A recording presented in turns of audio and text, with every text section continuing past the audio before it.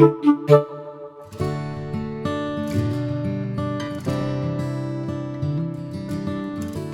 and welcome to another part of our Talking About series, and we're going to be talking about technology. My name is Brett Ryan. I'm the CEO of Focus on the Family Australia, and a warm welcome to you. And we're so pleased that you're tuning in to be better informed on this very big issue. We live in a screen-driven world, whether it's television, whether it's smartphones, whether it's tablets or desktops, or whether it's gaming devices or anything related to technology. We are all consumed with it. And we have to be very wary that we are the masters of technology and not allow the technology to master us. And it's not just a kids issue, it's also adults as well. And we at Focus on the Family Australia receive many emails and telephone calls of parents who are struggling because their kids are, well, they say the words addicted to technology, but it's not necessarily a bad thing. Technology is not the enemy, it's how we control it. And hopefully by the end of this series, you'll be better informed about allowing your kids to be on devices with some control by you, but hopefully that they'll be in control of what they consume through their eyes and through their ears. Just like we have milestones with weight and height as our children get older, there are milestones when it comes to technology. And unfortunately, it is so competitive and is saying, oh, my child's 2 and they can do such and such and such and such on their smartphones, or they can do such and such and such and such on a tablet. Hopefully we don't get into this competitive market when it comes to technology and our kids, but there are some milestones that you should be aware of. But I'm not going to be sharing them with you in this series, but you have to know that because of their learning and because of the way that we are driven by technology, you have to allow your children some access to technology along the journey. And there is a balance between quantity of technology and quality. That means the amount of content they consume, the quality is, and what they allow through their eyes and ears, and then the amount of time, that's the quantity. But as I said, technology is not all bad. Like, for example, food. If your child was eating salads all the time and consuming salads and all good eating habits, you'd be saying, well, go for your life. The same thing when it comes to technology. If your kids are consuming good quality, then it's not a matter of restricting it if they're learning from it and they're actually developing skills from the use of technology. So as I said, it's a balance between quality and quantity. And there'll be some of you watching this who have got an active faith. If you don't have it, I'm going to be sharing some Bible verses from time to time. And hopefully, even though faith is not on your journey at the moment, the things that I'll share with you will be helpful. But for those who have got an active faith, it'll make so much more sense. There's a verse in Hebrews that says, "For the moment all discipline seems painful rather than pleasant, but later it yields the peaceful fruit of righteousness to those who have been trained by it." In other words, it's saying, for those who have got boundaries, it doesn't seem pleasant, especially kids don't like boundaries, and we as parents often don't like to give boundaries, and we don't like to discipline. But if you allow your children to be trained by it, you will reap the harvest of righteousness, and it will bear great fruit. So you have to be trained in technology so you can actually put the boundaries in place that you will be able to reach a harvest of good fruit. As I identified earlier, technology is a wonderful tool and there are some advantages of it. We learn from it, we are entertained by it, and we socialize on technology. We learn from in school, we learn in our professional aspects of how to do things better. Even at home, those do-it-yourself modules. And I've known many people who have learned how to do things that they could never do by themselves simply by watching a YouTube clip on how to do something. So we learn on technology. We're entertained by it. And I know, well, I can put my hand up when I say this, I have done the binge watching through a social media platform, and I can watch a whole series in a whole weekend. Gone are the days of delayed gratification. We can watch the whole series very, very quickly. We're entertained by making it a comedy, or whether it's a action thriller or whatever it is. We actually are entertained and engaged with technology. And then we also socialize.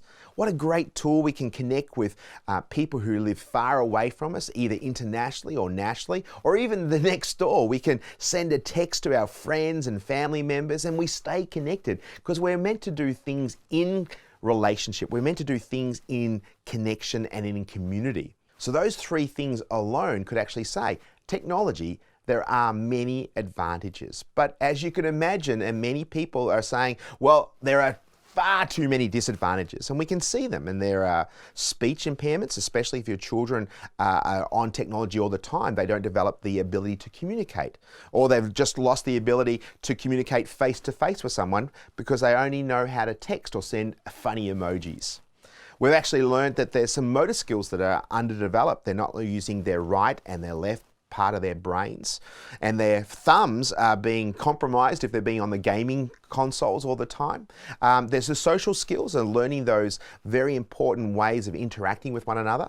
Being inside all the time makes us so we're not absorbing sun's rays of vitamin D. It's compromising our sleep, and so many people are actually up late into the night because they don't want to miss out on things what their friends are doing, the FOMO, fear of missing out, or they're actually being interrupted with sleep with pings and buzzes and all sorts of things because they don't want to miss out on the latest and greatest news.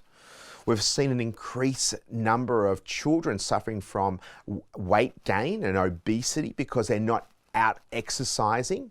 It's also affecting young people's vision, and there's some futurists are actually saying there are so many people going to be suffering from myopia, short-sightedness. So that's a great profession that your kids can look forward to in the future, to get them involved in optometry, because it's guaranteed that more people will be needing glasses in the future. And that's a really sad indictment of technology and the effect and the disadvantages that it's actually going to take on us. And just as I alluded to before about speech skills and social skills, it's actually lowering emotional intelligence. That's the ability to pick up social body languages and tone and volume, the ability to actually troubleshoot things when they're not going to plan. Because what unfortunately many young people do when they get caught up in a game, and if it doesn't go to plan, they just push reset and start again. And life is not always like that. So you as a parent need to be very aware that these disadvantages, as I just shared with you, you need to counteract them, especially emotional intelligence. So some of the keys that I'd like to share with you, and they're by no means exhaustive, but you as a parent need to be a positive role model. How much time do you spend in front of a screen? And I'll guarantee it'll be more than you think. Studies are actually showing that young people are spending up to 9 to 9.5 hours per day in front of a screen. And you might say, oh no, that's terrible. But they're learning on it, they're socializing on it, they're being entertained on it. And if I was to do a sort of an audit on how much technology you spend on it, I can guarantee you might actually creep up to the 9s and 10 hours per day. And then we have to not only be good role models, we have to put some parameters in there, those restrictions, and we have to monitor what our kids are consuming. So you have to be fully aware and not allow them just to use technology without permission, not to actually exceed the time limits and restrictions that you put into place. And it's a conversation to have with your kids. And the early years, you can control what they do. You're a good manager. But as they get older, they have to start making decisions themselves. And I can guarantee kids will choose technology over doing the chores any day of the week.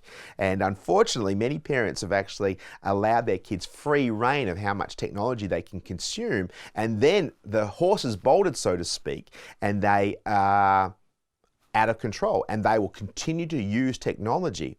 So I'm going to talk about some of the other tips in a few moments' time. Psychologists, child psychologists and pediatricians are actually recommending that children under the age of 2 should have no technology. And if they do, say it may be FaceTime with grandma or grandpa, you actually hold the phone and watch with them.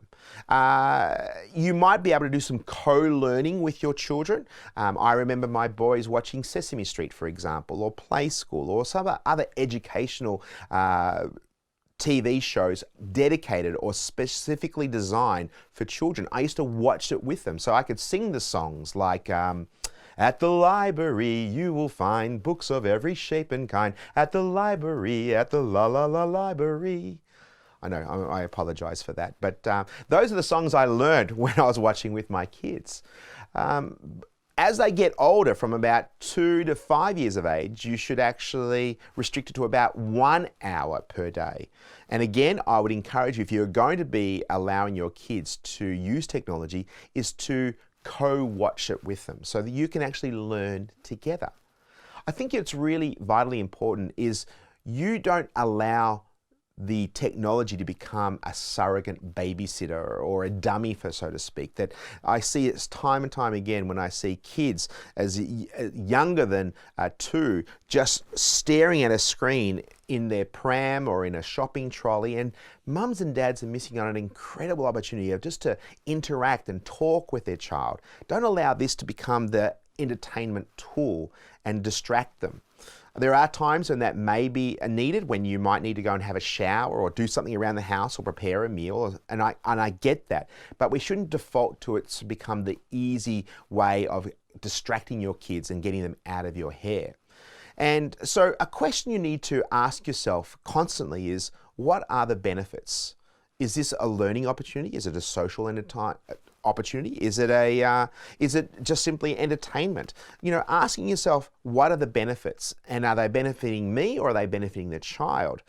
And when you come to your own conclusions, you'll determine how much and what you're allowing your kids to consume. And another rule of thumb is to have no technology at least 1 hour prior to sleep. And that also goes for you, mum and dad.